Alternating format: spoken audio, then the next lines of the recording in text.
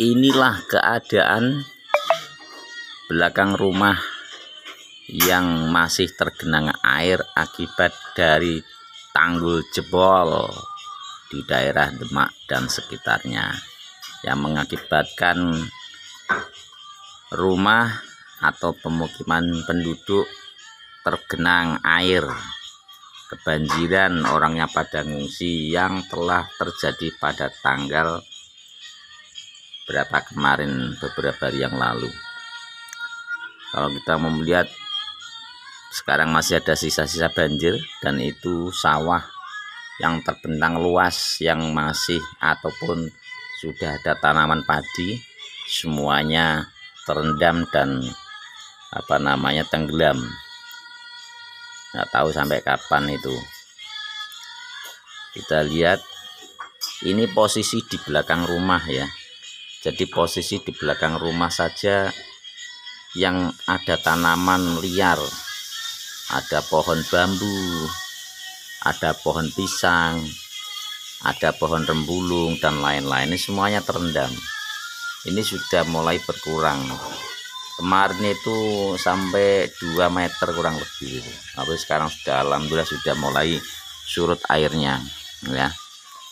Kita bisa lihat di sini masih ada sisa-sisa airnya ini. Nah, ini sisa-sisa airnya. Nah, itu rumah tetangga.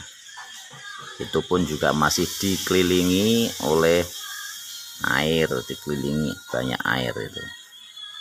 Nah, itu di teras depan juga seperti ini.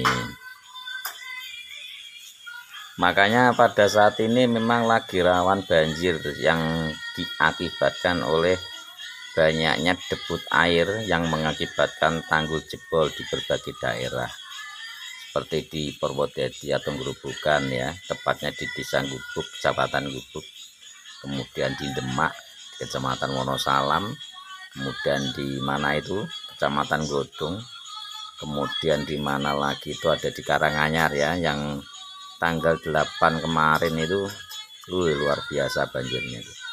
Sampai saat ini pun juga masih tergenang air sampai 1-2 meter itu seperti di jalan raya itu. Banyak mobil yang terjebak itu di sana. Nah, ini kondisi saat ini yang banjir sekitar 3 hari yang lalu.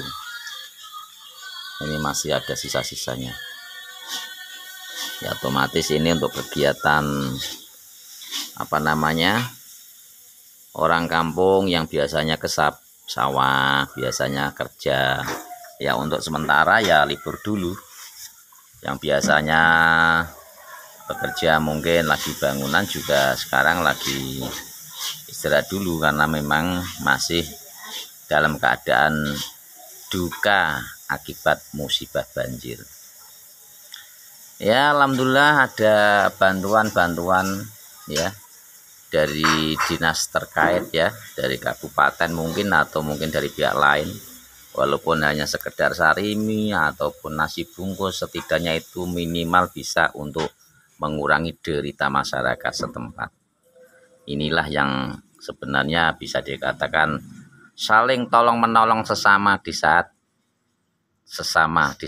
tetangga, saudara, rakyat semuanya dalam keadaan lagi terkena musibah, maka bantuan itu sangat diperlukan. Ya semoga juga nanti pemimpin ke depan bisa untuk masa depan bangsa, ketika masyarakat atau rakyat Indonesia mengalami musibah-musibah apapun, contohnya seperti musibah banjir juga, pimpinan kita peka, proaktif untuk segera memberikan bantuan, santunan, atau bahkan pertolongan dalam bentuk apapun. Yang penting rakyat bisa mendapatkan bantuan yang tujuannya adalah untuk meringankan bebannya ya. Jadi makanya ini menjelang pemilu pada tanggal 14 Februari 2024 ini, ayo kita rame-rame ke TPS masing-masing dan tentukan pilihannya, pilihan yang tepat, pilihan yang memang pro rakyat, pilihan yang memang presiden rakyat, bukan pilihan yang hanya untuk diri sendiri, apalagi yang untuk dinasti ya jangan.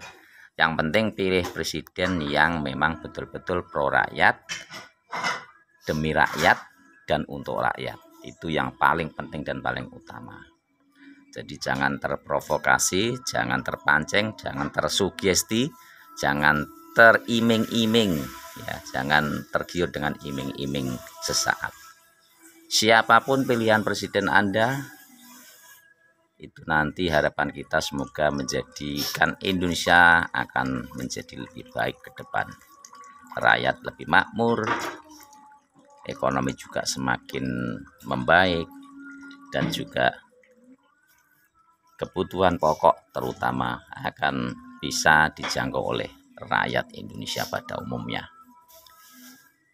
Ini adalah gambaran contoh musibah yang terjadi pada saat ini. Ini menurut saya masih musibah dalam musibah musiman. Dan ini terjadi sekitar 30 tahun yang lalu kalau tidak salah, ini pernah terjadi itu di desa di Kabupaten Demak. Yang waktu itu memang banjirnya bisa mencapai 2-3 meter akibat tanggul jebol, dan 30 tahun saat ini terulang kembali, tetapi lebih besar dulu daripada yang sekarang. Itu ya. Ya, semoga informasi ini bisa bermanfaat untuk kita semua, bisa untuk introspeksi kita semua, bisa untuk mawas diri, bisa untuk mengevaluasi diri. Dengan adanya musibah-musibah apapun bentuknya, yang terpenting adalah kita selalu ingat Yang Maha Kuasa. Jadi yang membuat kita menderita itu bukan karena musibah, tetapi yang membuat kita menderita adalah pikiran kita sendiri. Walaupun dalam keadaan terkena musibah apapun, entah banjir, entah apapun juga lah, yang terpenting adalah bisa menata hati agar bisa lebih baik. Caranya apa? Mendekatkan diri kepada Sang Maha Pencipta, karena hanya itulah satu-satunya kita semua sebagai manusia agar bisa lebih banyak bersyukur kepada Sang Pencipta, menikmati apa yang ada saat ini dan mensyukuri apa yang telah diberikan kepada kita semua. Oke, demikian ya sharing atau share atau informasi terupdate pada hari ini. Semoga bisa memberikan pencerahan maupun bisa memberikan hiburan juga kali ya untuk kalian semua. Terima kasih. Demikian.